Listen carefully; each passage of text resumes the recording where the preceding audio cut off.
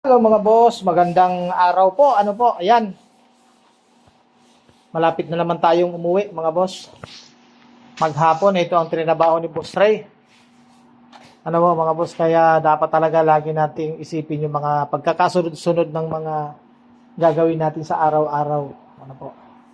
Dahil kahapon ng hapon, dumating nga yung ating mga pinto. Yung hamba, pinto, mga PVC. Yun muna ang trinabaho natin, maikabit yung hamba. Ayan na mga boss, ano po. At kagaya nung nauna ko ng video, yung tamang pag-assemble ng hamba, kung anong sukat ng ating pinto, dapat may 1 cm tayong allowance sa buka ng hamba.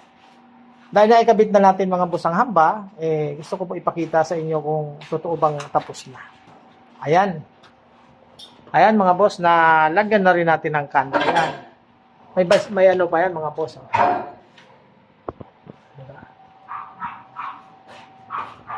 Ang hamba niya paluchina lang atang kahoy yan. Diretso yan. May kanto yan mga boss. Kinabit na natin. Natapos pa natin kantuhan yan. Ito pa isa. Ayan. Baka sabihin nyo fake news. Ayan. May kanto rin yan mga boss, maliit. Diba? At ano pa ginawa ni Boss Ray? Oh. Ito, mga boss. Napunasan. Ayos na ba ito, no? Ito pa, no? Punasan pa. Ayan, dito, mga boss. Natapos na natin yung tiles dito sa sa CR po natin. Ayan, no?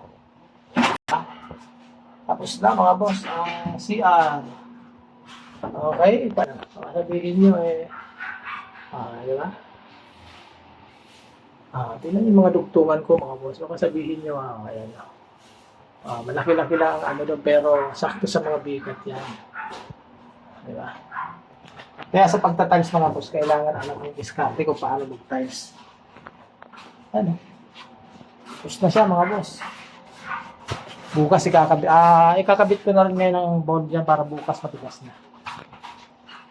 Yan ang natapos ni Boss Ray sa maghapon. Buksan mo yung inodoro, no? Kakabit ko. Para bukas, pwede nating tanggalin yung kabila. Yan lang mga boss, ano po? Medyo, yan, malaki. Medyo nakaraos na tayo sa isang CR. Isa na lang. At naikabit na rin natin yung mga hamba. Tandaan nyo lagi, diskarte sa pagkabit ng hamba. Labas yung magagaling na tao dyan. Baka hindi nyo alam yun. Para hindi kayo nagkakatam ng pintuan. Diba? Bye.